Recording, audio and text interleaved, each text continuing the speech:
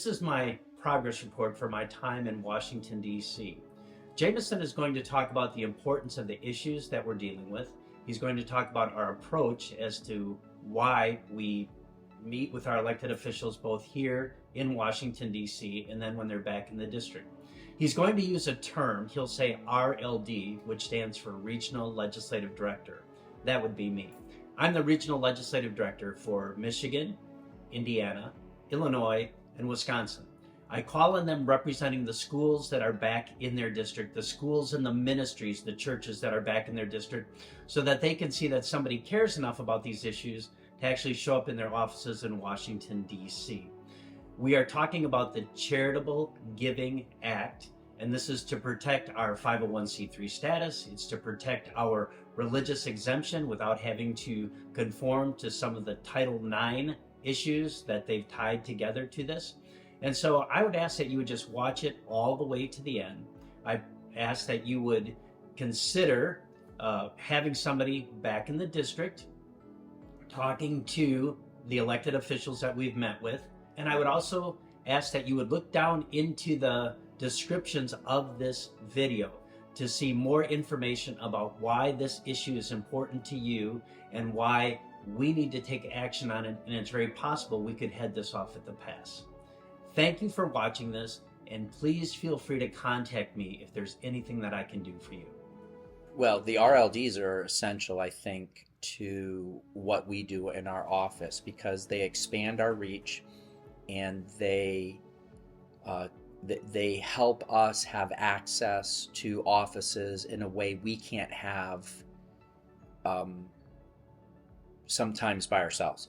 So we live in a representative democracy. That's the most accurate way to describe the system that we have. And it still functions in some ways as a representative democracy in that a member of Congress, a senator, or a congressman, or their staff members are going to be more responsive to somebody from the area they represent than from an organization that they perceive to be in DC.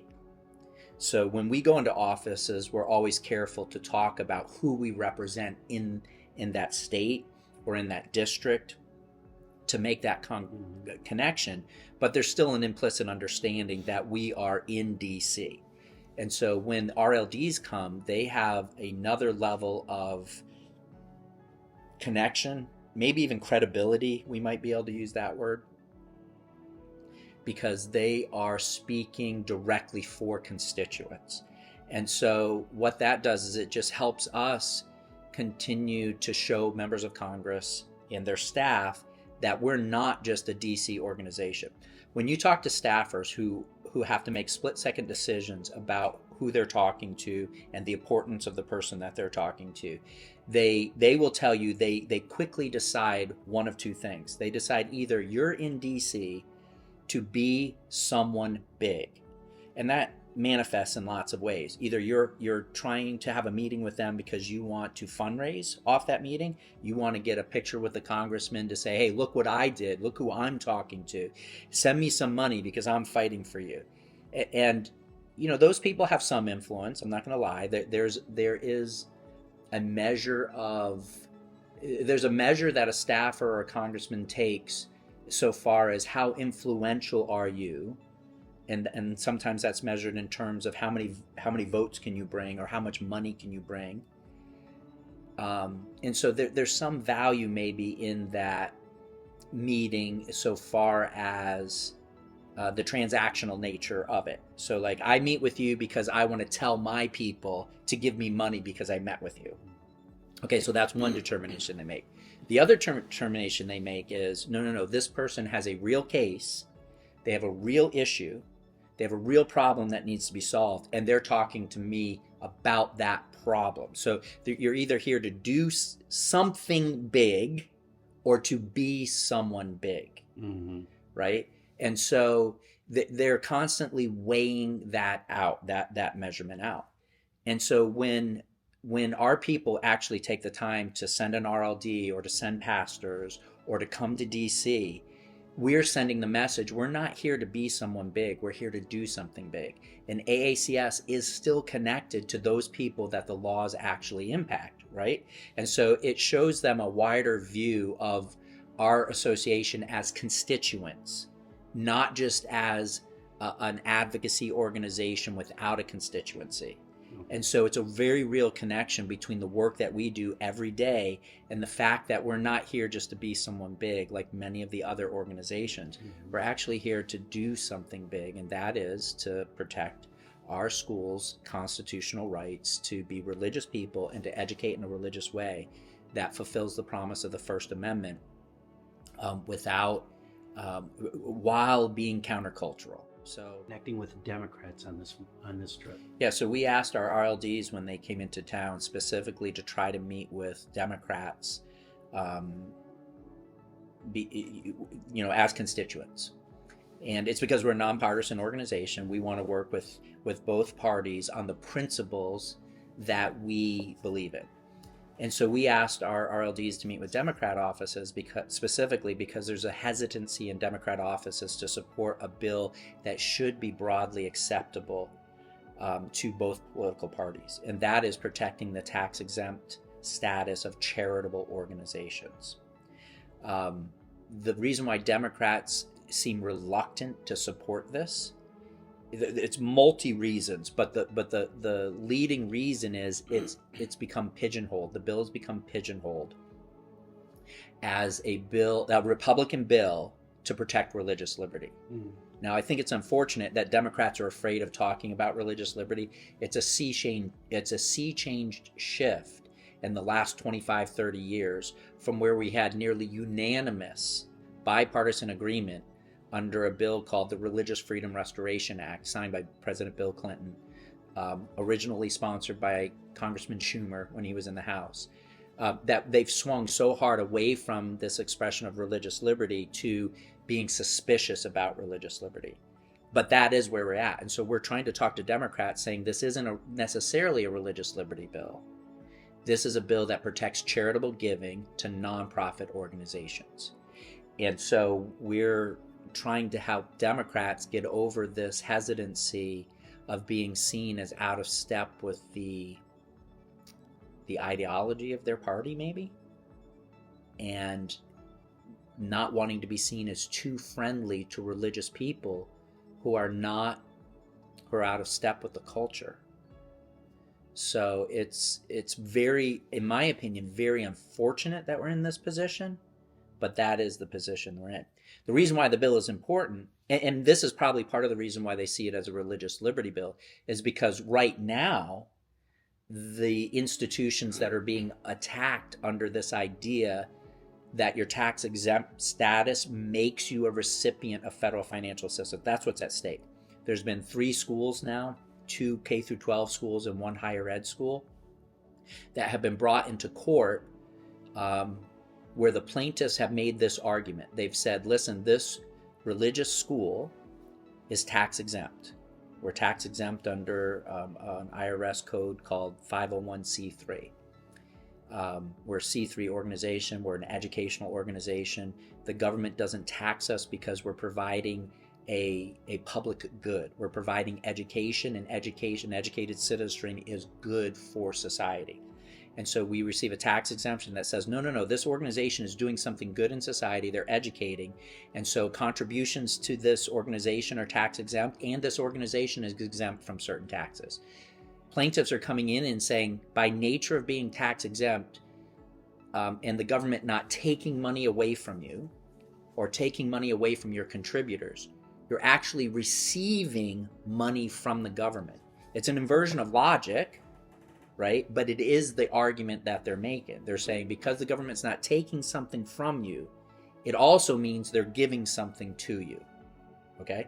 So that's the first step, that the argument has been made. Well, why is that important? It's important because if the government gives you money as an organization, you have to follow the government rules, right? Our founders at AACS were fond of saying, with shekels come shackles. But it's the principle that the borrower is servant to the lender. And so if you can make the argument that tax-exempt religious organizations are borrowing money from the government or taking money from the government because they're not taxed on their money, then you can say they're wrong for not following government regulations. And so that's the argument that's been made. 2 courts have upheld that opinion, one in the Ninth Circuit and one in the Fourth Circuit. The one in the Ninth Circuit settled, so it didn't set a judicial precedent. It just kind of it was a place marker that people could refer to. Mm-hmm. The one in the Fourth District was decided against the school. The district court said, no, this is the right way to think of it. If you're in a tax-exempt organization, then you are receiving something from the government, so you have to follow government regulations. That's been appealed to the Fourth Circuit Appellate Court, and we're waiting for a decision on that. And in the meantime, a college in Michigan has been sued under the same pretense. And so it all relates to whether or not charitable exempt organizations are receiving money from the government by nature of being tax exempt. And if so, then they're obligated as, in technical terms, a recipient of federal financial assistance, FFA, to follow government regulations. And so you have kind of 2 parallel tracks here. You have the track that our government regulations are now demanding more and more. In their regulations, they're demanding more and more compromise on fundamental truth. The biggest illustration of that is the redefinition of the word sex. So right now, every federal agency has been directed by the president through executive order to look at the word sex in federal law and then to rewrite all of the federal regulations saying sex now means sexual orientation and gender identity. And so, in common terminology, we would say this is the LGBTQ, however many other letters we've added up until now. This is the agenda of the homosexual and the transsexual lobby to change the meaning of the word sex into any sexual preference that a person might have. And if you are a recipient of federal financial assistance, it means that you would have to have a non-discrimination stance against anybody that claimed those identities, right? So this is a really important thing. The one track is the redefinition of fundamental concepts in federal law as it relates to sex. And then the other track is if we remove tax-exempt status, if you're a tax-exempt organization, if that's seen as federal financial assistance, then you'll have to submit to this new definition of sexual orientation and gender identity. And so what we're trying to do with this bill is to make clear what has always been logical, what has always been the interpretation of our laws, of our courts. It's always been the common understanding that if you're a tax-exempt organization, you're not receiving anything from the government. The government doesn't own all the money in the country, contrary to what many in government think. Your money is your money, and the government doesn't tax you. They haven't given you anything. If they don't take something away from you, it doesn't mean they've also given something to you.